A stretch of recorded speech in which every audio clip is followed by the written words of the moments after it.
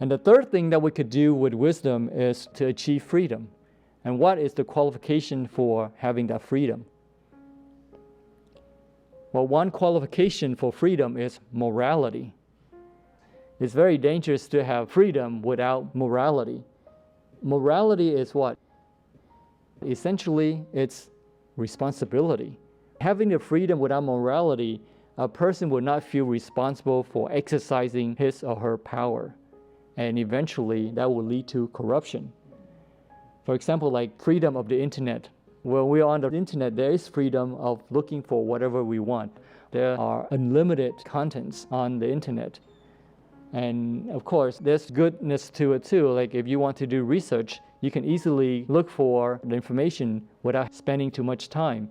Before, you would have to dig through tons of books in the library in order to get the information. But now, with information on the internet so freely available that you can access without much of time and much of effort. But of course, there are dark sides to the internet as well. If you don't have that responsibility, don't have strong ground of morality, you will be enticed by the negative contents. And I'm sure you are all aware of all the negative contents that we don't need to spend much time on. So there is responsibility in our learning. When we want to achieve wisdom, there is responsible learning. And what does that mean? What that means here is when we learn Buddhism, we should not just pick and choose what we like, but it will be more safe to have a strong understanding of Buddhism. And to attempt to understand the special teachings like Zen, but without first understanding thoroughly the common ground within Buddhism, then it's more likely for a person to end up in disaster. Buddhism is nowadays by no means wanting in students, especially Western students, who, not content with the spacious staircases that lead from the lower to the higher stories of the palace of the Dharma, hastily scramble up the tree of their own intellect and try to leap therefrom headlong through the windows of one of the topmost towers. They cut themselves on the broken glass and crash to the ground.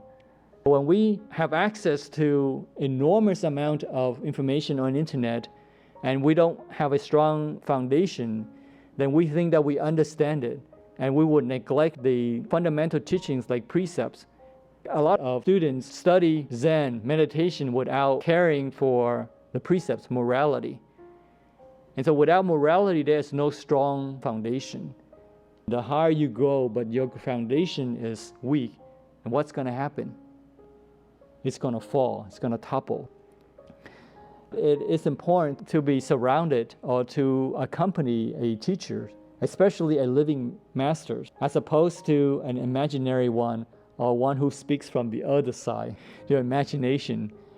When we are on the top and we fall, the higher we go without strong foundation, we can fall and hurt ourselves. So that's what I mean by be responsible in our learning, right? We want to have wisdom, but there should be a way to sustain that rise.